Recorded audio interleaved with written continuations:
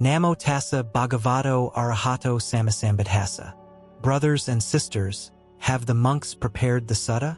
We're going to study the Māra-Tajjaniya sutta, the last sutta in the Majjhima Nikaya, the middle-length discourses of the Buddha.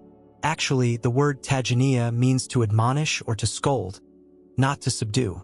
So perhaps the Venerable Master translated it as to subdue by borrowing the concept from the Chinese agamas. In Pali, the word literally means to admonish. Now, let's begin with a brief overview of the story. Once, the Venerable Mahā-Moggallāna was staying with the Bhaggas, people at some Samarajari, in the Bisakavana, the deer park. At that time, the Venerable One was walking in the open air. Just then, Mara the Evil One entered his stomach. Inside the Venerable Mahā-Moggallāna's belly, Mara thought, "Why is my stomach so heavy and dense, as if something has been piled up inside?"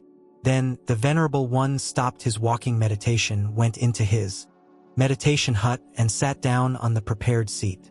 He settled his mind and meditated. The Venerable One perceived Mara the Evil One after he had entered his belly and was in his stomach, and he said, "Get out, Mara the Evil One. Do not bother the Tathagata and the Tathagata's disciple. Do not cause yourself long-lasting misfortune and suffering." At this, Mara the Evil One thought, "How does this ascetic know me? He doesn't see me, yet he says such a thing. Even his own teacher couldn't have known me so quickly. How can this person know me so quickly?" The Venerable Mahā-Moggallāna spoke again.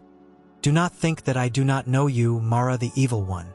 Then Mara the Evil One thought, "This ascetic knows me." So he left through the Venerable One's mouth and stood, leaning against the doorpost. The Venerable One, standing at the door, then said, "Mara the Evil One, I see you here. Do not think that I do not see you. Now you are standing here at the door. Mara the Evil One, in the past I was your mother's sister. My name was Withmakron. You are my sister's son. So you are my nephew." At that time, the exalted one Kakusandha, the Arahant, the fully awakened one, appeared in the world.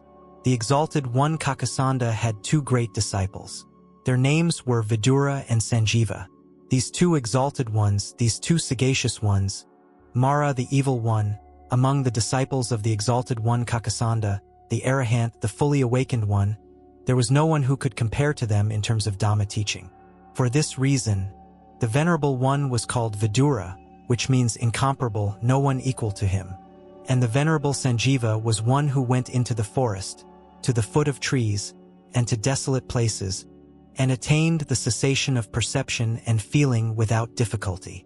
Mara the Evil One, in the past, the Venerable Sañjīva was sitting in the cessation of perception and feeling under a tree. The cowherds, goatherds, farmers, and travelers saw him sitting in meditation under the tree, and they said to one another, "How wonderful, my friends! How extraordinary, my friends! This ascetic is dead, but still sitting. Let's cremate him." Then the cowherds and goatherds gathered dry grass, firewood, and cow dung, piled them up on the Venerable Sañjīva's body, set fire to it, and left. In the past, dry cow dung was also used as fuel. Mara the Evil One. Mara the Evil One, after the night had passed, the Venerable Sañjīva came out of his meditation, shook out his robes, and in the morning, putting on his robes and carrying his bowl, went into the village for alms. The people who had cremated the Venerable One saw him going on his alms round and exclaimed, "How wonderful! How extraordinary! This ascetic who was dead and still sitting is now alive again." Mara the Evil One. For this reason, the Venerable Sañjīva was renowned as Sañjīva, because the word sand is taken from santi, which means to continue, and jiva is life.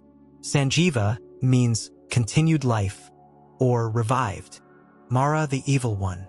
Then Mara the Evil One had this thought, "Who is this Mara? What was his past life? I do not know the coming and going of these monks with good conduct and good qualities. So now I will enter the Brahmin householders and tell them to do the following.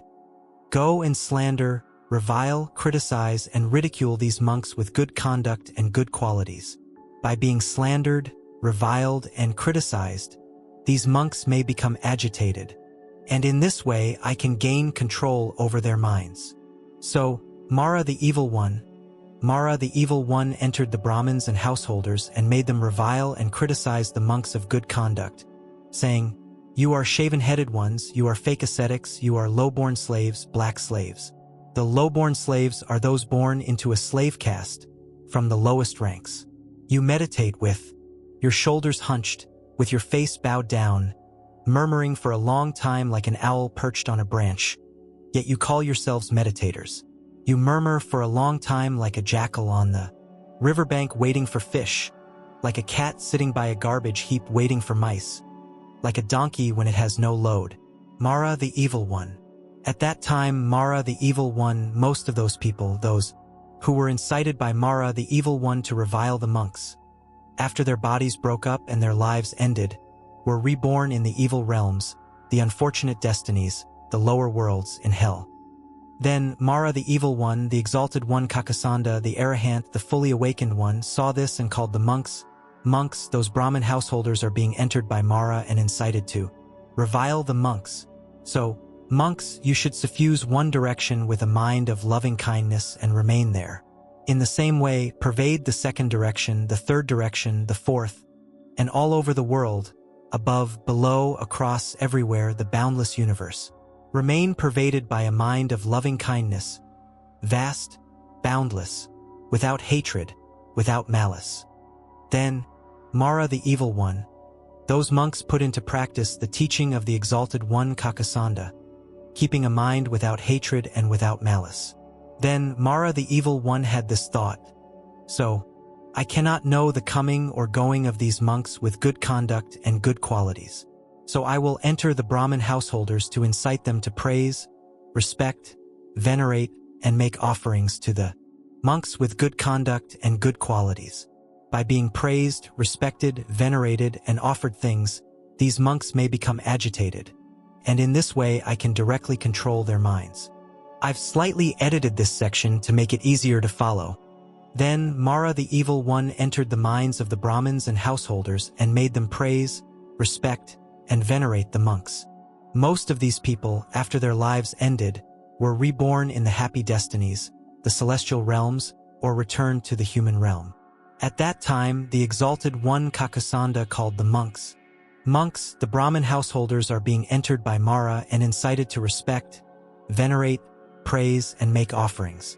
So, you should live by contemplating the impurity of the body, contemplating the repulsiveness of food, contemplating the unattractiveness of the world, contemplating the impermanence of all formations. In the Sutta, we often encounter the word formations, han, but we must be careful because the original Pali word, sakra, has many meanings. One meaning is formations, but it also means conditioned phenomena. So here, if we translate it as formations, it is not entirely accurate. We should translate it as conditioned phenomena. For example, when speaking of the mental states, the layer of mental states is the sakra aggregate. So we immediately translate it as sakra aggregate. But if it is said in a general sense that these sakra are impermanent, subject to change, then sakra must be translated as conditioned phenomena are impermanent. Please remember this, my friends, because most of the suttas, as well as the northern agamas, when you hear the word all formations are impermanent, you must understand that the word sakra must be translated as all conditioned phenomena are impermanent, not just all formations. It has many meanings, so the translators chose the word formations, which is not as accurate as the word conditioned phenomena. Then Māra the evil one, at that time the exalted one Kakusandha, the Arahant, the fully awakened one, saw that Māra the evil one could not affect the minds of the monks. So in the morning, putting on his robes and carrying his bowl, he went into the village for alms with the venerable Vidhura as his tendant. Māra the evil one entered a child who was holding a stone and hit the venerable one on the head, breaking it open. With his head broken and blood flowing, the venerable Vidhura calmly and peacefully walked behind the exalted one Kakusandha. At that time, the exalted one Kakusandha turned back and looked with the gaze of a great elephant and thought, Indeed, Mara the evil one does not know moderation. Immediately after that, Mara the evil one died and was reborn in hell. That hell has 3 names: the hell of torment, the hell of distinct suffering, the great hell. Then the hell guards came to me and said, "Now you will see when an iron column meets an iron column in your heart. Then you will understand." I was boiled in boiling water for 1,000 years in hell, and I, Mara the evil one, was boiled in boiling water for many years, many hundreds of years, many thousands of years in hell. For 10 years in that great hell, I was boiled and experienced a sensation called vir-desh. I could not find the meaning of this word in any book, so I don't know what it is. Let's just assume it is a very painful sensation. Therefore, Mara the evil one, my body was like that, a human body with a fish head. The following is a verse. That is a brief overview of the story of today's sutta. This sutta has many interesting ideas. We study it to learn. Often, when people study Buddhism, they fall into one of 2 extremes. The first extreme is to exploit the mystical and mythical aspects of Buddhism and then fall into superstition. Or when we focus too much on the mythical and mystical aspects, our lives become unrealistic. We live by dreaming of higher realms, looking down on this mundane world and thinking of things far away. This causes people with a practical inclination to criticize Buddhism, saying that Buddhism does not focus on practical living but instead indulges in abstract and mysterious thoughts. They criticize it like that. That is one extreme. The second extreme is that many people think that Buddhism has no mystical or mythical aspects and does not talk much about the supernatural world like other religions. They think Buddhism is more practical, and they go looking for teachings that only belong to this human realm, this worldly, physical realm, and do not seek the meaning of the supernatural worlds. That is another extreme, but in reality we see that Buddhism is not like that. It is true that Buddhism is a very practical religion, teaching people every detail of life, speaking of things as they truly are. Buddhism is the religion of as it truly is. In that, as it truly is, there is a big issue, which is the supernatural world, a big issue. That is, in this universe, besides the physical worldview, we also have a very large worldview of the supernatural world, a very large one, with many beings and many mysterious things that we do not know, we do not see. However, even though we do not know and do not see it, the supernatural world still influences us very strongly. Today we study this sutta to see another characteristic, which is the correlation between the 2 worlds.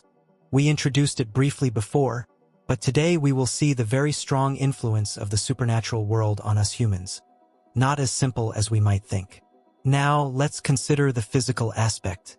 We also see in this physical world that there are many things that we do not know and do not see, but they also influence our lives very strongly. For example, electricity. No one can see how the electric current flows, but if you touch it, what happens? It can make a wheel turn or a light shine, and it can make you jump when you touch it. It's the same in life. Or there are some odorless, colorless poisons, but if they spread into the air, people who inhale them will die immediately with nerve paralysis, dead immediately like sarin poison. Or there is the silent pollution of the air. For example, in the air we see nothing, but if the oxygen content decreases and the CO2 content gradually increases too much, the whole earth will become hot, leading to floods, abnormal rains, the melting of the polar ice caps, and rising sea levels that flood the rice fields. So there are things that we do not see, we do not know, but in reality they exist and they affect humans very strongly. The supernatural world is the same. It is a world that we do not see, we do not know, but it affects us a lot, every day, every hour in our lives. I say it affects us a lot, every day, every hour, not rarely, once in a while. Perhaps you monks rarely see ghosts or have never seen ghosts, and you think that there is no connection between you and the world of the dead or the supernatural world. You don't care. It's not true. There is a very close and tight correlation between this world and that world, which we do not see or know. So we study this sutta and some other suttas to see that the Buddhist perspective and the Buddhist perspective are objective, looking at both the supernatural and the physical realms, not one-sidedly. Now let's talk a bit about what Mara the evil one is. So, between the two positions of Māra and the Buddha, who wants to be Māra? Raise your hand. I am asking seriously. No one wants to be Māra. Who wants to be the Buddha? Raise your hand. I am asking seriously. 1 or 2 people want to be the Buddha. No one wants to be Māra. Some people don't want to be Māra or the Buddha. Where are we going, my friend? And we see this. You have 2 goals, don't you? One side is to be the Buddha, the other side is to be Māra. We will definitely choose to be the Buddha. No one wants to be Māra. That is the common psychology. So why do some people do something to become Māra the evil one? Now, if Māra the evil one appears in front of us and we say, "You are Māra the evil one," they won't accept it. They will say, "No, I am not Māra the evil one. I am a holy being." They say it seriously, not as a joke. When we scold them, they may not be angry. They know it's Māra. We say, "You are Māra the evil one," and they say, "No, I am not Māra the evil one. I am a holy being." Why? Because I am a person who believes in the law of cause and effect. I am a person who has made a lot of merit. I am a person who has practiced a lot of meditation and attained concentration and has psychic powers. I have created merit and believe in karma. I am not Māra the evil one, but a holy being. And they are right. They believe in karma. Now, when we meet someone who believes in karma, who often creates merit and knows how to meditate, do we say this person is Māra? No, right? Because those people are doing the things that we are doing. We are also people who believe in karma, who are step by step creating merit, and are also practicing meditation. Are we Māra? You immediately shake your heads, right? It's the same with Māra. But why are they Māra the evil one? Who knows this? I'll add 1 point to your homework. They are just like us. That is, the things we are doing, Māra has also done, and very often and very successfully, doing it even better than us. Yet, they become Māra the evil one. So be careful. We can also be Māra, because Māra does these things and we are also doing them. It only takes a little something to become Māra. It only takes a little something in the mind, not wanting anyone to be better than oneself. Just that little thing can make one Māra the evil one and be called Māra. That person does not see himself as Māra. For example, in our class, everyone studies the same, is equally smart, knows the same things, has studied the teachings, has meditated, chanted, and prostrated to the Buddha every day. But suddenly, there is one person who does not want anyone to be better than him, who wants to be better than everyone else. That person already has the seed of Māra. When they see someone else who seems to be better than them, they start to dislike and sabotage them. When that thought of dislike and sabotage arises, you have the right to call that person Māra. That is, when you see that person is better than you, but you do not admire them, do not praise them, but instead dislike and get upset and want that person to not be so good anymore, and try to sabotage the other person's practice, that behavior is the behavior of Māra.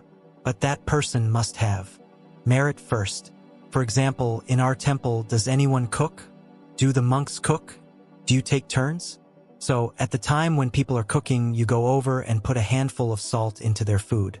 They have finished their work, but you secretly go and hide it or burn it so they don't have a paper to submit and can't get a grade. Or when it's time to go to class, and they are in the restroom, you go and hide their clothes so they can't get out anymore. For example, so they have to stay there and can't go to class. They stand there and scream, "Hey, my clothes are gone!" And they have no clothes to wear, and the clothes they have are too wet. That is, those acts of sabotage with an evil mind are the behavior of Māra. The only difference is that Māra in the heavenly realms performs more subtle acts of sabotage with wisdom and psychic powers, whereas we are also people who believe in karma, create merit, and practice meditation, but we sabotage others in a petty way. So we are little Māras. So Māra the evil one is also very handsome, not ugly. There is no one who appears with an ugly form who is Māra the evil one. So we, the people sitting here, cannot distinguish who is going towards Māra or who is going towards the Buddha. We cannot see it. Only when someone has the truth-revealing mirror of the venerable Mahā-Moggallāna and looks up will they see that some people have 2 fangs, and they know that this person is a little Māra, a Māra. But we look and we don't know. We just glance and see the monks are handsome, and the lay people are beautiful. We can't distinguish who is Mara or who is not. And after a long time, Mara, who has created a lot of merit and practiced a lot of meditation, his merit and psychic powers are very great. So they always think they are a holy being. They always think they are a holy being. But then, when true holy beings appear, who are as calm as emptiness, as tranquil as a mountain of rock, and whose souls are as vast as the ocean, and whose power radiates powerfully, then they feel inferior. They feel inferior and try to sabotage. But the way Mara sabotages is full of psychic powers and wisdom. It is different from our petty way of sabotaging. At that time, we can truly call those beings Mara. Mara is very cunning and profound, not simple, because they are more intelligent than us. For example, we, right now, with our wisdom and practice compared to Mara, we are inferior. We are not equal. Mara can spin us around like a cricket. But why haven't we been sabotaged by Mara yet? Because we still have some merit, there is some reason, or we are still too ordinary, so Mara doesn't bother to sabotage us. But if one day you monks practice and become great in virtue, with great power, and everyone respects you, and your meditation, wisdom, and compassion grow, that's when you start to encounter Mara. That's when you start to create jealousy for those beings who are lurking in the heavenly realms.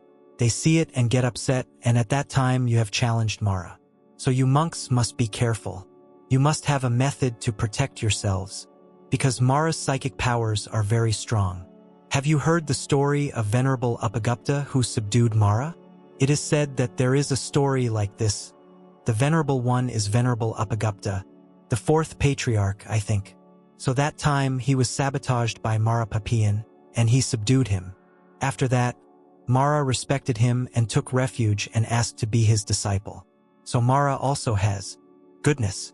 The Venerable One suddenly remembered a story and said, "When the Exalted One was alive, you often saw the Buddha's face, right? Why don't you manifest the Buddha's form for me to see?" Mara said, "Yes, I can, but on one condition. When I manifest, do not prostrate yourself. I know the law of karma." The Venerable One promised. Mara, the evil one, disappeared immediately. Then the Venerable One saw from the edge of the forest the Buddha slowly walking out, followed by 1,250 monks in solemn and resplendent robes. The Buddha walked at the head, majestic like a great elephant, dignified and serene like a mountain of jewels, with a brilliant halo, walking with a gentle gait. The Venerable One saw him and could not bear it. He knelt down and prostrated immediately. At that time, the whole group disappeared. The story tells us that we can see the power of Mara, the psychic power of Mara. The Venerable One himself, who was a patriarch, when he saw him, he could not control his respect for the Buddha. Mara could manifest it. Therefore, a practitioner must be careful with the beautiful scenes that appear. It is best to practice without seeing anything. Many people practice and see the Buddha and holy beings, but be careful. That may not be a real Buddha or a real holy being, but Mara, the evil one, appearing. For example, a person meditating, their mind is starting to settle, and they see the Buddha coming to pat their head and praise them. You have entered the great concentration. You have become a holy being. That person, 3 or 4 days later, may become crazy because that is an illusion created by Mara, the evil one. Or I had a disciple who said, "Venerable, when I was meditating, I suddenly saw monks and nuns coming to prostrate themselves to me." What is that? It means there is some arrogance budding in our mind, so Mara sees that there is a place, and he comes and creates an illusion to encourage us to increase our arrogance. When our arrogant mind grows, our merit is all broken. At that time, we become insane and do many wrong things.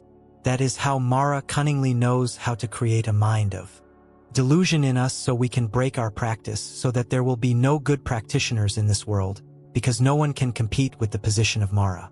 So some people who are affected by Mara have truly fallen into arrogance. We see that if that person still has merit, they will naturally claim to be this or that holy being. They will easily claim to be a holy being or a divine being from heaven or to have attained enlightenment. At that time, we know that they are Mara's relatives. That is a very difficult thing to be caught in Mara's net. In contrast, true holy beings are humble and discreet. Recently, I went to Long Khan to give a lecture, and a woman with her hair up in a bun and wearing a robe came to me and said, "There is a heavenly being on Jia Lao Mountain who has given an order that you must go there immediately to fulfill a prophecy because there is a matter." I heard that and said, "Ha, which heavenly being?" "The heavenly being whose name is Min Thiet. You must obey the order and go there immediately." My personality is also humorous, so I said, "Oh, it's so difficult." Before that, another heavenly being also told me I had to go to Long to give a lecture, so I can't go to that place in time. Please tell the other heavenly being to be understanding. I answered gently. That is, I did not oppose her because I knew that person's wrong view could not be corrected. If I told them they were wrong, they would not believe me. Just like an arrogant person, they don't see their own faults. If you tell them their faults, they don't listen. Or if that person claims to be a holy being, and you tell them they are Mara, they won't listen. Now, who would let someone scold them as Mara? We won't, right? It's the same with those people. When they fall into wrong views, they don't think they are Mara, just like that man who claimed to be a heavenly being. He didn't think he was Mara, he thought he was a heavenly being, and their faith is very strong. If I say the opposite, they won't believe me. So I didn't say the opposite. I just said that another heavenly being had told me to go to Long to give a lecture, so I couldn't do it. I didn't oppose them, but I made them a little confused. They thought, why are there 2 or 3 heavenly beings? That is, they became confused by their own belief. It was a humorous and skillful way to dissolve their faith a bit. I didn't tell them they were wrong. I just joked and let it go. But that is what we see as the sign of Mara, the sign of Mara. In this story, Mara knew how to use many means to incite the unwholesome mind in the practitioner to arise, and that way is the most certain way to break the good roots of a person. Only when they have an unwholesome mind does Mara continue to incite them to do many wrong things. At first, they practice normally like us. A normal practitioner, when an adverse situation comes, if this practitioner's mind of anger arises, that's because Mara incited people to come and scold them, and then their anger arose. At that time, there is a point in their mind that Mara can cling to. Then Mara directly enters the mind of that monk, no longer just inciting people from the outside. At first, the minds of the venerable ones were too good and too gentle, so Mara could not directly affect them. Mara had to affect the lay people who came to the temple and scolded them. It may not be lay people. It may be some people who hate the temple and scold them to lure you monks to become agitated. When you become agitated, Mara can seize that mind and come directly and enter you. At that time, that monk will do all sorts of wrong things. After Mara enters him, he will do all sorts of crazy things. That monk will become angry and scold the neighbors, hit this person, hurt that person, and gradually lose all his merit. Then Mara will continue with more wrong and depraved things. There is another way, using a favorable external situation. Letting beautiful lay people come and speak sweetly and gently, coming to respect, prostrate, praise, and make offerings, to lure your minds, to arise with defilement and arrogance. At that time, when you can arouse that mind, Mara can seize that mind and directly enter you and continue to wreak havoc. Then, when a monk is like that, they will gradually become a big shot, claiming to have attained this or that. The person who practices to the point where they say they have attained this or that, Mara has already attacked them in the second stage. In the first stage, Mara uses external factors, other people. In the second stage, Mara directly takes over the mind of that monk. If the monk can keep his mind, Mara cannot enter. But if the monk's mind is agitated, Mara can enter. Therefore, when you monks see people who come and revile you with all sorts of things, be careful. Mara is luring you to become agitated so he can do the second step, which is to possess your mind. Or when you see a layperson who comes and pretends to sit behind you, listening to the Dhamma, beautiful, praising, making offerings, and prostrating, be careful. That can also be Mara inciting them. Turn around and look to see if anyone is there. Mara uses adverse and favorable external situations to make you open your minds. If you open your minds, Māra will attack. But if the practitioner can guard their mind, Māra cannot do anything. So we must guard our minds carefully. Here, the struggle is a subtle and silent struggle, without form, without substance, a life and death struggle between Māra and the Buddha. Māra and the Buddha is not about fighting Māra, but about fighting our own minds. Which mind can allow Māra to affect it? That's all. We see that Māra also has his own merit. He has created a lot of merit in many lives. So, a person who creates merit but has arrogance and jealousy is a person who is on the path to becoming Māra. I have also met many people like that, and I am very worried. I have met a few lay people who are diligent in creating merit and become wealthy, and when they are wealthy, they want to have more merit, so they continue to create a lot of merit. Their merit-making is not out of love for beings, nor out of love for the Sangha, nor out of a desire for the Buddha's teaching, to flourish, but for what? Only for the desire to have more merit. When I see people like that, I know that in the future, this is a Māra for the world. I am saying this seriously. This is a future Māra for the world. If this person continues to practice like this, their merit will grow more and more. That is a selfish and arrogant ambition. Then they will become jealous. Then they will try to break the good qualities of those who are shining with good qualities. That is Māra. And in this world, there are quite a few. Even those lay people who know how to take refuge, go to the temple, and make offerings, are walking on the path of Māra, becoming Māra's relatives. It is very frightening. Now let's talk about the ideas from the story of the venerable Mahā-Moggallāna. He remembered his past life, and he was also a Māra. He remembered it. Here we learn a lesson. When a holy being remembers a past and it is a past of fault, he is nonchalant. He does not cover it up or hide it. He looks at that fault calmly. He looks at the fault calmly, and it has a good side. This is a brave person, a courageous person who can look at his own faults.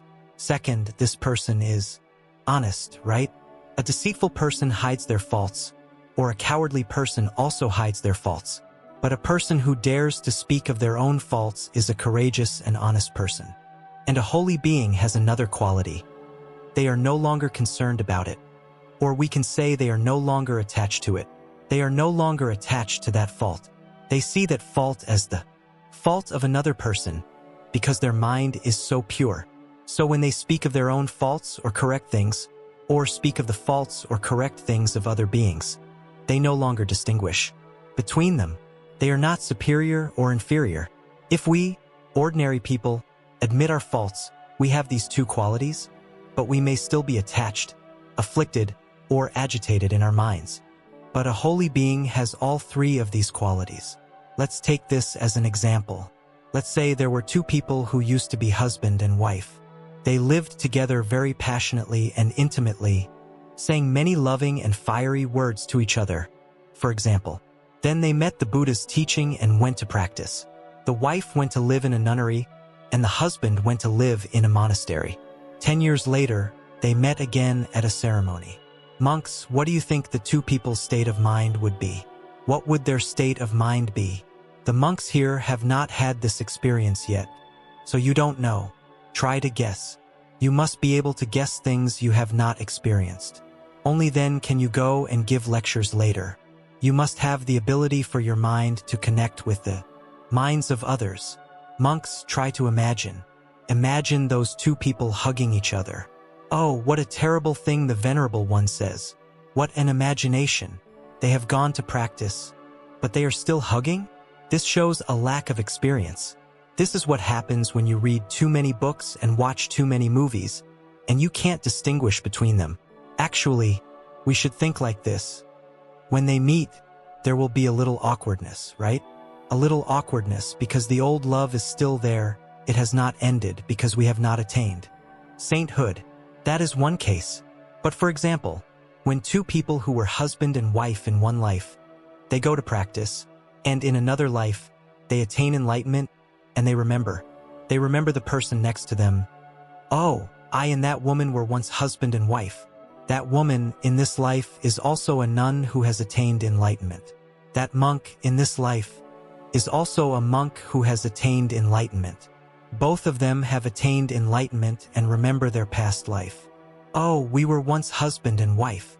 What is their mind like when they remember that story? Nothing happens. They are nonchalant, as if nothing happened. Right? They are nonchalant, as if the past has disappeared. So here, the Venerable Moggallāna remembered his past life as Māra, the evil one. His telling of the story has a very educational purpose. It has an educational purpose, but we see that he has these three qualities: courage, honesty, and non-attachment. This non-attachment is the quality of a holy being. Now we talk about another issue. When he told the story, he was already a great Arahant, a great disciple of the Buddha, a prominent disciple of the Buddha. In a distant past life, he was Māra the evil one, and in this life, he is a great disciple, a great Arahant. What lesson does this give us? What lesson? That good and evil are not fixed forever, right? For example, we are practicing now. We are practicing, which means we are walking on the path of goodness. But if we nurture a mind of jealousy, one day we will become evil. We will become evil. But the Venerable Moggallāna in a past life was Māra the evil one, but who knows how he made a connection with the Buddha's teaching after he got out of hell. But now he has become a prominent Arahant. So good and evil are not fixed. We must understand this to love people more.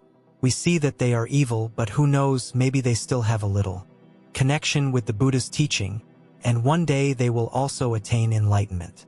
We must think like that to love people and not lose our love for people. And conversely, we see them doing so. Many good things, practicing well, and they are beautiful, but we must be vigilant. Just a little carelessness, a little twitch, and they will go astray and become Māra the evil one immediately. So here, the thing that we see between good and evil not being fixed gives us what? It gives us tolerance and caution. Tolerance is when we see an evil person, we do not think they will be evil forever. We know that with the right connection with the Buddha's teaching, they will become good. And caution is that we do not immediately trust a person when we see them doing good things. When we see that person knows the Buddha's teaching, believes in karma, does merit, and so on, even if they have renounced, we are still reserved. We never rush to believe that they will always be good, because good and evil seem to be not fixed. We see them being good, and a few days later they become evil. I myself have been disappointed in many people. I have been hopeful and then disappointed in many people, so I understand this deeply. There are people in whom I had great hope, and in the end, I was disappointed. So here, we should have a better view of people and also of ourselves. For example, when we make a mistake, we should not be too desperate, but we must know that there is a path that will help us get out of our mistake. Or when we are doing well, we are diligently practicing, and everyone around us loves and respects us. We must also be careful, because if we are just a little careless, we will also lose it. So this is the meaning of the fact that in one life he was Māra the evil one, and after many lives he became an Arahant. It gives us a profound lesson, a great lesson in life. Now we will listen to the story of the Venerable Sañjīva who entered meditation. The meditation he entered is the cessation of perception and feeling, also called the cessation of existence. What is this meditation like? This meditation is equal to nirvana. Its depth is equal to nirvana. The only difference is that in this cessation of existence, the person who enters it does not intend to leave their body. When they do not intend to leave their body, a supernatural force automatically appears to preserve the body. It happens naturally without any intention. As soon as there is no intention to leave the body, a supernatural force appears immediately to preserve the body. And the characteristic of this preservation is that fire cannot burn it, a knife cannot cut it, and a bullet cannot penetrate it. In the past, there were no bullets to test, but now there are bullets, but no one has attained the cessation of existence for us to test on. But in the past, those who had attained the cessation of existence could not be burned by fire or cut by a knife. It is so special. The supernatural force appears in a miraculous way. As for a person who enters nirvana and leaves their body, there are two cases when that person does not want to preserve the body and does not want to leave a physical body for later generations. they enter nirvana and the body disappears. But sometimes the body can still exist for a few decades, even if there is no intention to preserve it. But if that person enters nirvana and intends to preserve the body can still exist for about 300 to 400 years in good condition. We are not talking about a dry body. A person who enters the cessation of existence preserves the body and then comes back out of the meditation. So when the Venerable One was piled with a pile of firewood and burned, his robe did not burn. The supernatural force not only preserved his body but also his belongings, the robe he was wearing. An invisible force preserved and protected it. The firewood did not burn it. So the next morning, when he came out of his meditation, he stood up and shook off the ashes and carried his bowl to continue his alms round. It is very unique. As for the lower levels of meditation, such as the sphere of neither perception nor non-perception, the sphere of nothingness, the sphere of infinite consciousness, etc., the time the body can exist is shorter. If a person enters those levels of meditation and then leaves their body, the body will exist for a shorter time than in the cessation of existence. A person can stay in this cessation of existence and keep their body motionless for 1,000 or 2,000 years without moving. So we still hear the legend that the Venerable Mahākassapa entered the cessation of existence on Kukuta mountain, and his body is still there today. We hear that legend, but we don't know if it's true or not. That is the power of the cessation of existence. As for the lower levels of meditation, their power is a bit less, but they are also very unique. There is a story, I don't know how accurate it is, but it also has some illogical points. When one enters the cessation of existence, it is related to the meditation object. For example, if that person enters the cessation of existence by using the meditation object of contemplating the golden color of gold metal, then it has an influence. For example, there is a story that a Venerable One entered meditation by contemplating the golden color of gold metal. As soon as he entered the cessation of existence, his body turned into a golden block, shining like a block of gold, like a statue. At that time, a few woodcutters were carrying firewood in the forest on an ox cart, and they suddenly saw a beautiful, golden statue. They were overjoyed and lifted the statue onto their cart and went home, thinking they had hit the jackpot. But in the middle of the road, the Venerable One came out of his meditation and got off the cart.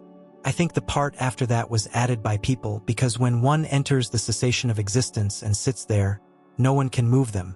Fire cannot burn them. A knife cannot cut them. No one can move them. They are as solid as a mountain. No force in this world can move that body from its seat. That's the real cessation of existence. So the story that they lifted him onto a cart and took him away is something I think was added. Let's talk more about the influence of the supernatural world. Actually, the supernatural world has a very great influence on this physical world, not as simple as we think. We think it doesn't, but it does, and it is very strong. For example, each of us, we may have been the child of a certain holy being 30 lives ago, and that being went to practice and attained enlightenment, and now they are dwelling in the holy realm. But that being looks down on this world and sees, oh, 30 lives ago, this monk was my child. Now he is practicing at Thientan Temple, so I must guard and protect him so he can remain in the good Dhamma and not give up. So that being often guards him. How does he guard him? He guards him in the mind. For example, one night it is hot and difficult to sleep. In the middle of the night, a monk wakes up and looks around and sees that his brothers have fallen asleep. So he goes out and walks silently. He goes to the kitchen. He quietly opens the kitchen door and goes to the food cabinet. He quietly opens the cabinet door and sees a cake. He quietly reaches out to take the cake, but at that time, the being who is protecting him affects his mind. Don't do that. The monk doesn't see anything. He just has the thought himself. This belongs to the Sangha. If I go in and eat it secretly, I will create bad karma. The monk has to sadly put the cake down and go back to sleep, even though he is hungry. So those good thoughts that arise in our minds are often not our own but are from a holy being in the supernatural realm who has a connection with us from a past life and protects us, causing us to have good thoughts and not do wrong things. Or for example, when you monks suddenly have a strong thought to renounce, be careful. That can also be the protection of a being in the supernatural world who influences you, causing you to be constantly urged to renounce. You monks, do you remember the time when you renounced? Wasn't it like that? Weren't you suddenly strongly urged?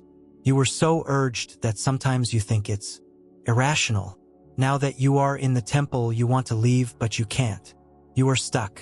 You wanted to renounce so badly then. It's the opposite. There are also cases where Mara has a negative influence. For example, in a house that is being built, a grave or a skeleton is buried deep underneath, and people don't know about it. They build a house and lay the foundation on top of it. The spirit of that person has not been reborn. It just wanders around in the house, lonely and sad, talking but no one listens, and no one gives it food. It is both sad and hungry. When it sees the people in the house, a husband and wife, children and parents, living lovingly, talking to each other, and having a sumptuous and delicious meal, it just stands there and watches. It sees the happiness of others and becomes jealous. Mara, who has no merit, has no good mind, so he is always jealous of the happiness of others. He is jealous when he sees them eating, but he can't eat. What mind arises at that time? What mind? The mind of anger, right? Jealousy and anger. It starts to cause trouble. What happens? Suddenly, the wife sees her husband's face and thinks, he looks displeased today. Did he go and have an affair? She asks him, where did you go? The husband looks at his wife's face and thinks, she's not as good as the female colleague at work. He speaks to her sarcastically and annoyingly. The two of them hate each other, and soon plates and bowls are flying everywhere. They don't realize that the petty quarrel is caused by a ghost, inciting it not by the people themselves. There are things like that. If we know that we should offer food to it, just make a food offering. When we offer food, the family becomes harmonious again. It's because of the ghost. There are many stories about this, but we don't have time to tell them. Let's return to this story. In the Sutta, we see that those Brahmin householders who reviled the monks, sometimes it was not their fault, but the power of Mara, the evil one in the supernatural world, inciting them. Or sometimes when they were good to the monks, it was not their fault, but because someone in the supernatural world incited them. This is the case. Here we should pay attention to this. In the Sutta, it says that those Brahmin householders who reviled the monks when they died, they fell into hell. The people who praised the monks when they died, they were reborn in the heavenly realms. So what about the division of merit between the one who incited and the one who acted? How is it divided? What is the ratio? May 5th? June 4th? 7/3? Actually, it's 9-1. The one who incited takes 1 part of the karma, and the one who acted bears 9 parts of the karma. That's how scary it is. Here, we must distinguish between inciting and commanding. For example, a soldier goes into battle, and the commander says, shoot that person for me. The soldier cannot not shoot, right? So when he kills that person, the ratio of karma is the opposite. The one who commands bears 9 parts of the karma, and the one who carries out the command bears 1 part of the karma. Because when they do it, they also have a little intention, so they bear 1 part of the karma. That is commanding. The karma is very heavy. As for inciting, why? Because when we are incited by someone, we still have our own decision, right? We still have our own decision. Whether we do it or not is still our own decision. The person only incited us. So we must bear 9 parts of the karma, and the one who incited us only bears 1 part. For example, one day, 2 monks enter the monks' quarters and see a package of cakes. No one knows who put it there. One person says to the other, let's eat it. The person who is urged doesn't know if anyone will eat it or not, and they say, let's take it. The other person says, it's okay, let's take it. In the end, they open the cake and eat it. The one who incited them is one. The one who opened the cake is also one. There was a time when I told the story about the merit of distributing tapes and books. Have you heard me say that? You have, right? That is, for example, a tape of a good lecture or a book by a certain monk. You listen to a good lecture and you give it to someone else to listen, and they benefit from it and do many good deeds. The monk who gave the lecture only gets one part of the merit, whereas the person who gave the tape gets 9 parts of the merit. The person who acts bears more karma because the action is more important. Now let's ask a question. Why did one group of Brahmins incite Mara to scold the monks, and another group of Brahmins incite Mara to praise the monks? Why? There must be a cause and effect. It's not a coincidence. It's never a coincidence. Mara always wants to affect our minds. He must look for a mind that is already predisposed. Normally, he sees that person who doesn't like monks. Normally, they don't say anything strong, but they live near a temple, and they see the monk going in and out, and they don't say anything bad, but they don't like to see him. A shaven head, living without working, but with beautiful laywomen coming to visit all the time.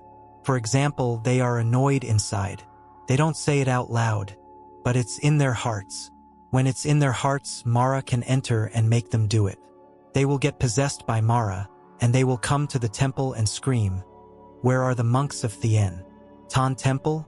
Where is an Hoi and Tan Phapthong Vo Din? Come out here."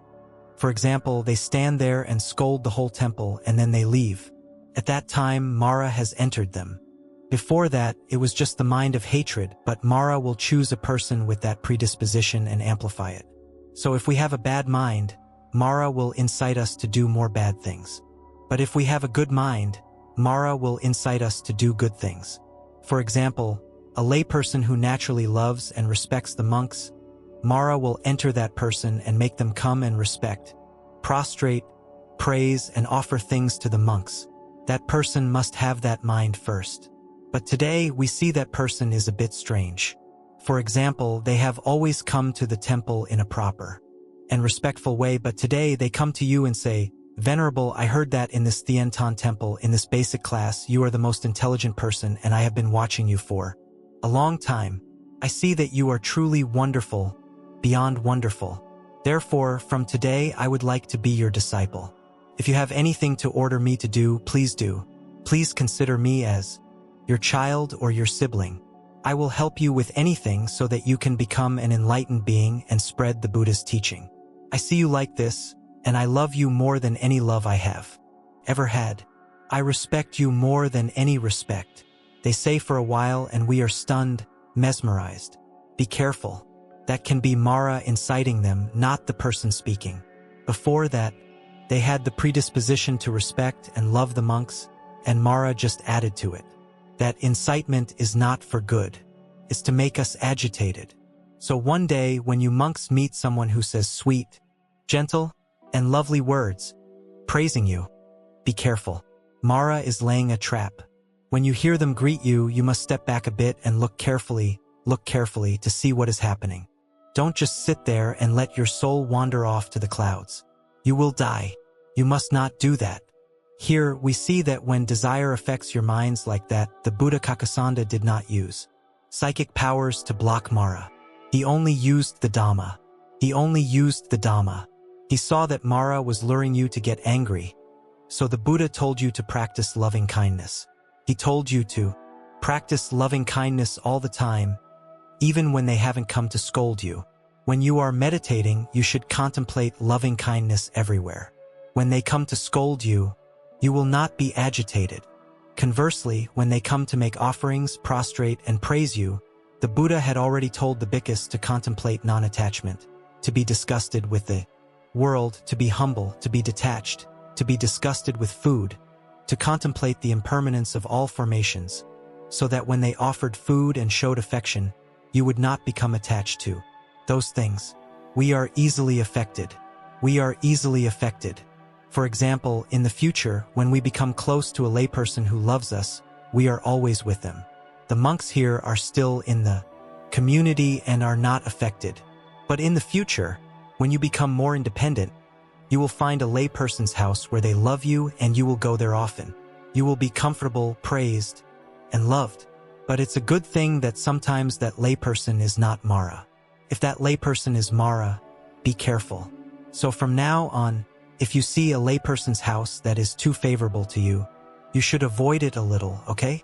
Avoid it a little. When you go in, you must remember today's lesson. Be careful not to fall into Mara's trap. Here, the Buddha did not use psychic powers to subdue them but used the Dhamma to subdue them and to resolve the problem. This is the difference between the Dhamma and psychic powers, between the Buddha's teaching and evil teachings. We should pay attention to this.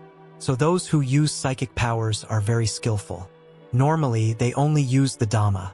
There was a time when I was giving a lecture and someone gave me a piece of paper and asked, "Venerable, my house and my uncle's house are in a dispute.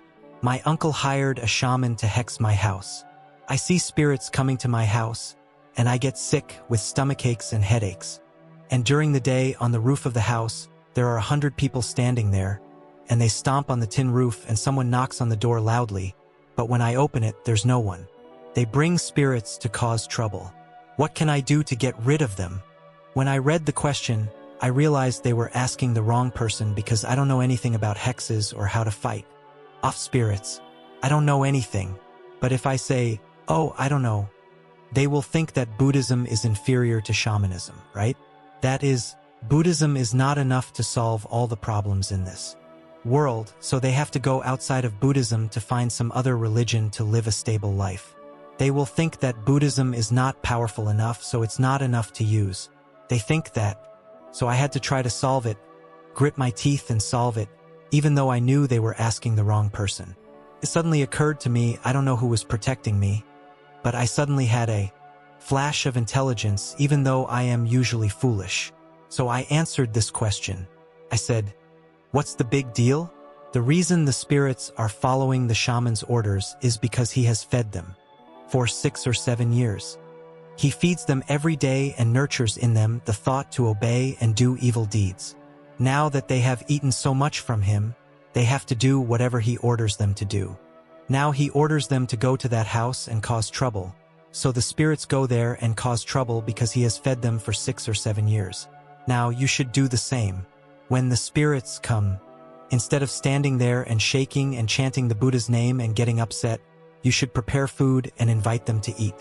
And you should chant the sutta for them to listen. And what sutta should you chant? You should chant the prayer for loving kindness and also chant the sutta on food offering. Chant, "May I always have endless loving kindness for all beings in the 3,000 worlds, including the spirits." That shaman feeds them and plants evil thoughts in their minds. Now, when the spirits come, you should prepare food for them and plant good thoughts of loving kindness in their minds. Slowly, they will leave. They heard that and thought it was very logical. And do you monks think it is logical? Is it logical? So today I have also taught you monks another trick to get rid of spirits and hexes. From now on, if you are affected by them, just use this trick. It is very much in line with the Dhamma and it is effective.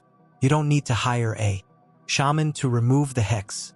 A hex is a spirit and a spirit needs to eat, so just feed them and feed them better. At the same time, you speak to them more sweetly and gently than the shaman. The shaman seems powerful, but you are gentler. We will win. That is how we use the Dhamma. Just like the Buddha in the past, he did not use hexes to resolve things. He did not use magic to resolve things. He only used the Dhamma to guard the minds of the bhikkhus. We should also do the same. We do not use any magic to guard our minds. We only use the Dhamma to guard our minds. We must be careful. Here we see a detail. After using great plans to try to sabotage the Sangha but failing, he finally resorted to a petty plan. When the Buddha and the venerable Vidhura were on their alms round, Mara entered a child who was holding a stone and hit the venerable one's head, breaking it open. This is too much. He chose that child because that child used to throw stones at people. He chose that child because he was familiar with doing evil things. As a child, if you see a car passing by and you throw a stone at it, be careful. One day, Mara might enter you and make you throw a stone at someone.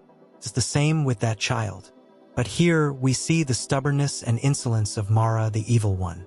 When he wants to create bad karma, he is stubborn and determined to do evil to the end. This is the reason why some people, when their karma ripens, fall into misfortune and cannot get out. For example, Mara. When he was reborn in hell, he was there for tens of thousands of years and could not get out. It is because of his stubbornness and determination to do evil without letting go. In this life, it's the same. Many people, when they fall into misfortune, they feel like they want to commit suicide. They cannot get out because in a past life, they were stubborn in doing an evil deed, determined to harm others. When others were half dead, they still didn't give up and were determined to do more. So in later lives, when these people fall into misfortune, they cannot get out. It is because of their stubbornness in doing evil. So we must be determined to do good things and not give up. If we have done a good deed, we should try to do more. We should try to do more and not stop. Then in later lives, our merit will last for a very long time. It will be very durable. We should not be complacent. For example, today you can go to the temple, so try to go tomorrow. Don't be lazy and stay home. That laziness can be Mara entering you. Or if you have once shared and made offerings, diligently giving tapes and books to others to listen, then try to do more. Be stubborn in doing it more, and in later lives, the merit will continue to exist. We should only be stubborn in doing good things, not in doing evil. If we know we have made a mistake, as soon as we do it, we should regret it and let go immediately. To avoid it, we should not be stubborn in doing it more. The people who want to harm others and are stubborn in doing it are pitiful in later lives when their karma ripens, and they cannot get out. They are stuck in misfortune. There are many people like that. So sometimes we see many people who are suffering and they are always followed by misfortune. We feel sorry for them but don't know what to do. There are many people I have seen like that in my life. Whatever they do, they fail. Whatever they do, they suffer. That is because in the past they had the mind to bully others or the mind of stinginess and did not let go. There is a story that is recorded in the Guinness Book of World Records that says this is the unluckiest person in the world. When the story is told, it is only humorous. I don't think it is the unluckiest person in the world because there are many more tragic stories. But the story goes like this. A groom was having a wedding with the bride. He went up the stairs of the church and tripped, falling and breaking his leg. People immediately called an ambulance. They carried him on a stretcher from where he fell to the ambulance. He hadn't reached the ambulance yet when the stretcher fell and he was hit on the ground again. They carried him onto the ambulance, but in the middle of the way, the ambulance was in an accident. They had to transfer him to another car to take him to the hospital. When he got to the hospital and was lying down, before they could operate, he heard that the bride had called off the wedding. She said she would not marry a man with a broken leg. And the story was recorded in the Guinness Book of World Records as the unluckiest person in the world. Maybe he wasn't the unluckiest person, but there are many more tragic stories. But maybe it was a bit humorous. The stacking of misfortune like that, one after another, is because in the past, he harmed people in a stubborn way. He kept harming and harming. If he had been a person who knew how to repent, he would have known that he made a mistake and would have let go immediately. But he didn't. When he reached the point of doing such a cruel deed, the Buddha turned and looked at him and said, Mara, the evil one does not know moderation. As soon as the Buddha said that, he died and fell into hell immediately. What does this part mean? This part means this. When a virtuous person speaks, their words can shake the earth and the sky. The words of a virtuous person have a very strong influence on others. For example, we are not yet virtuous, so when we scold or praise someone, it has no influence. But when a virtuous person says something, it immediately becomes a reality. For example, one day we meet a holy being, and we don't know that they are a holy being. We treat them well out of our own goodness. We see that this person is respectable, and we treat them well. When we part ways, that person says one thing, I wish you all the best and good fortune in the coming days. And that person leaves. After that, our lives naturally encounter good fortune. It's true. That person just said it with a sincere heart, gently, because they saw our good qualities in the past few days. They just wished us one thing, and our lives have changed. Misfortune is avoided, and good fortune comes to our rescue. That is the power of the words of a virtuous person, which affects the earth and the sky, not just a small thing. A person who is scolded by a virtuous person cannot bear it. For example, if we have made too many mistakes, that person will be tolerant and patient, but when we do something too much, they will say just one thing. They will just say, "You are not worthy to be a human." A few days later, we die and are reborn as an animal. The words of a holy person are powerful. They don't say much, but when they do, it becomes a reality because of their virtue. Here, we must distinguish this. Esoteric Buddhism exploits this and turns it into a mantra. The power of words turns into reality. Esoteric Buddhism exploits this. A person chants a mantra, and then they use that power to make things happen as they wish. This is it. But we must know where the root of it is. It is in virtue, not just the mantra. The mantra is the branch, but the virtue is the root. There are many people who practice esoteric Buddhism. They chant mantras day and night for many days and many nights. For example, one day someone is sick and asks them to chant for them. They chant and the person may get better.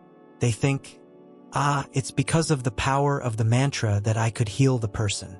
But they don't know that it's the virtue behind it. During the time they were chanting the mantra, they lived a good life, had precepts, created merit, and had faith in the Buddha. When they had to deal with a situation, they chanted the mantra, and their words had power. They said, "May this person be healed," and the person was healed. They think it's because of the mantra, but they don't know it's because of their virtue. Another person who knows nothing about mantras but lives a virtuous life every day, and every hour, living in purity, living in loving kindness, living in humility, and diligently doing good deeds. That is when they are practicing the mantra, accumulating their power. When they encounter a situation and they say one thing, it immediately becomes a reality. So here, virtue has a very strong effect. When it is spoken, it affects the earth and the sky. Here, we see a detail. The venerable Mahā-Moggallāna only used reason to persuade Mara the evil one. He did not use psychic powers. He used reason, and in that reason there is something strange. He revealed his identity as also being a Mara. He revealed that he was also a Mara so that Mara could easily sympathize with him, seeing that he was once on the same side, not on the opposite side. This is also a very good technique in persuading others. For example, a person has made a mistake, and you sit there and criticize them as a person who has never made a mistake. That's not very good. It's not as good as saying, "I also made that mistake in the past." You say that. It's not certain that you have made that mistake, but sometimes you have, but the fault is not fixed if you know how to repent. That is the way to overcome it. You just sit and talk about it, and you put yourself in the other person's shoes. It makes it easier for them to sympathize. That is a very good technique, a technique that the Venerable Moggallāna used. We see that psychic powers were used discreetly, not conspicuously. No holy being uses psychic powers indiscriminately. The Venerable Mahā-Moggallāna had the power to crush Mara and kill him in an instant. But he did not use psychic powers. He only used the Dhamma to advise him. Holy beings use psychic powers discreetly. When a holy being uses psychic powers, we don't know. If we know they used psychic powers, it's because they wanted us to know. If they wanted to use psychic powers, there's no way we could know. For example, when you go to a person who has the ability to heal with psychic energy, they put their hands out, and you feel your body warming up and you get better. That's using psychic powers, and you know it. But sometimes a holy being just passes by, looks at you, smiles and leaves, and you get better. You just think you got better because you took a pill, and you don't know that he transmitted the energy. That is the secret of using psychic powers. They are discreet and not conspicuous. For example, let's imagine a situation where we use psychic powers. For example, we have psychic powers. One day we are walking on the street and we see a child fall into the river. We fly down and lift the child onto the shore in front of the admiration of everyone. Is that using psychic powers? Yes, but it's the psychic powers of an ordinary person, not a holy person. A holy person would not reveal their identity. If they were a holy person with psychic powers, and they saw a child fall into the river, they would not fly down and lift the child up. They would just stand there quietly, and the child would slowly float to the shore without being swept away by the current. If it's their karma to live, they will be helped. They will use their power from afar to push them to the shore, not fly and reveal themselves in front of everyone. People would go home and say, "Oh my God, the monks at Thian Tan Temple have psychic powers." Holy beings only use psychic powers at the right time and with great wisdom. In this sutta, it does not say why he, who was once a Mara, became a great disciple of the Buddha. We don't know the reason, but it's possible that it was because of the cause and effect that was created when he incited the Brahmin householders to praise the monks. Perhaps in that mistake, in that sin, there was a place that was called goodness, that was called a connection with the Buddha's teaching. Who knows? Perhaps at that time, Mara the evil one incited the Brahmin householders to praise the monks with unique praises, and now he has the merit to become a great disciple who is praised for a long time. Who knows? Perhaps in that evil intention, there was a hidden good cause. So when we see a layperson who comes to us and praises us excessively, we should be careful. This is Mara. But we should also know that this person, because of this cause, may have a deeper connection with the Buddha's teaching in many lives to come. And in the end, we know that the venerable Moggallāna died a very tragic death. He was killed by outsiders. At that time, the outsiders in India were jealous of the Buddha and the Buddha's teaching because of his great influence, so they always tried to harm the Buddha. They always tried to harm him by slandering him and falsely accusing him to reduce the Buddha's influence. They even said that the Buddha had an affair with a woman who was pregnant. They even said that the monks had raped a woman and buried her body in the Gyeon Grove. They spread many heavy rumors. But as for the venerable Moggallāna, who was known as the foremost in psychic powers, he died because of his karma. Other people were also hated by the outsiders but were not killed. It was because they didn't have the karma. He was a great person of psychic powers, and he could have used his psychic powers to stop the karma, but he did not. He calmly endured the experience. Enlightened beings know that they have the power to stop it, but they don't to experience the karma. So he stood still and let them surround him. They used sticks, axes, and stones to hit him. They used a knife to cut him. It is said that all the bones in his body were broken. He entered meditation and died right there.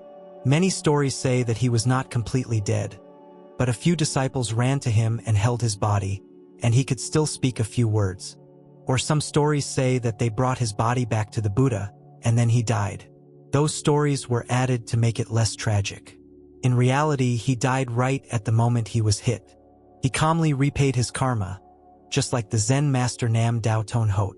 When he was old, he didn't say much, but he said, "When I go, I will roar once." In that year, there was a rebellion, and all the people in the temple left. He stayed behind to repay his karma.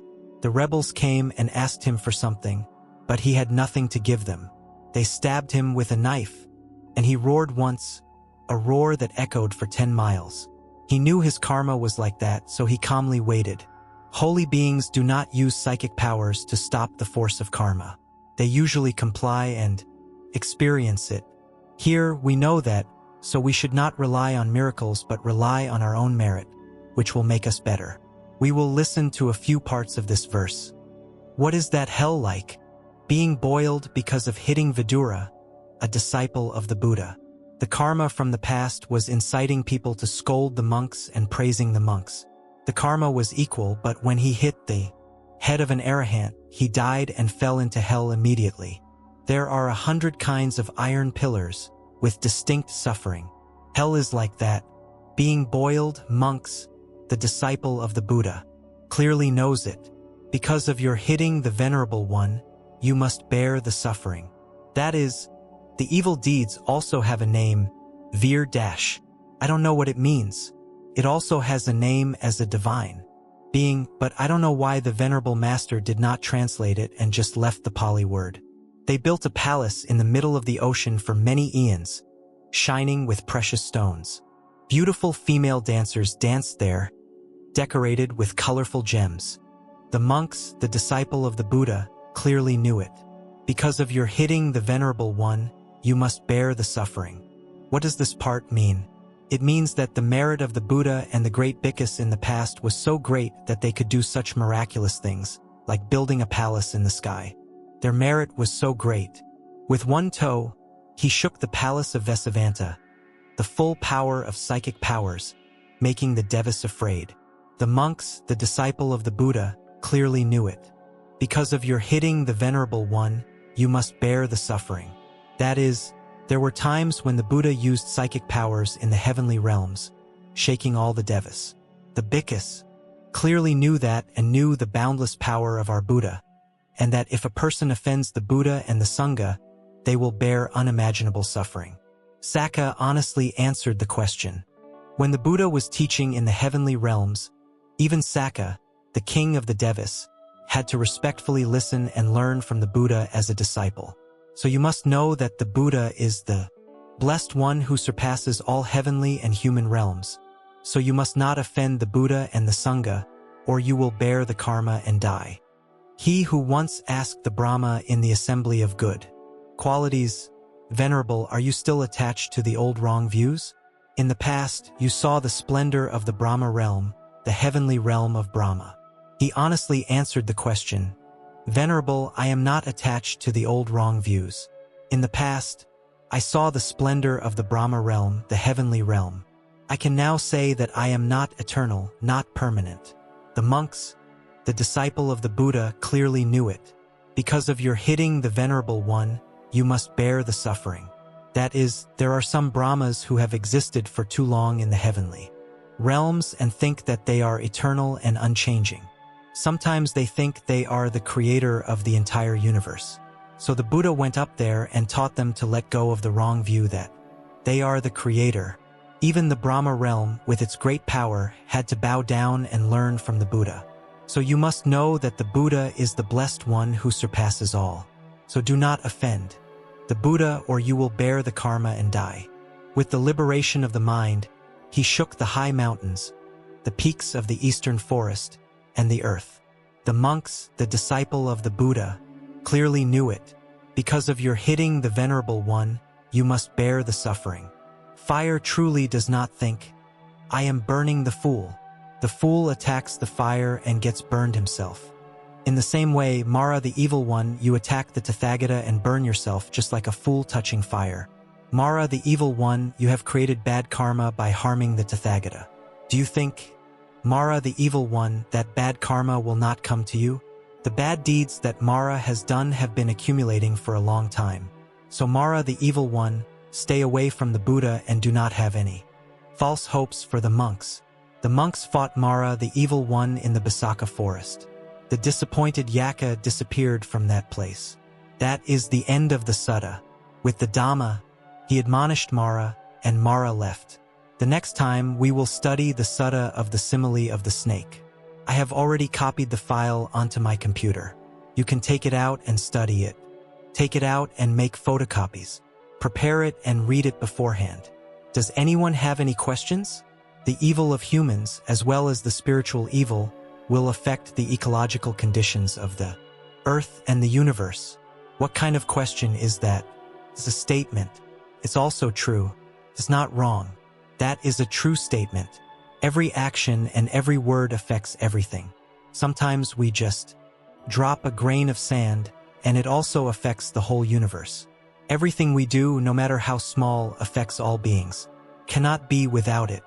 Outside, flowers are flying in the mist, and the sound of birds is humming, and the garden is listening to the Sutta, listening in silence, listening inside us.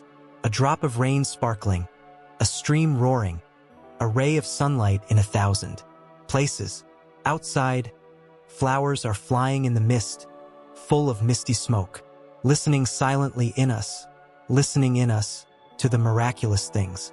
Outside, flowers are flying in the mist, and the sound of birds is humming, and the garden is listening to the Sutta, listening in silence, listening inside us.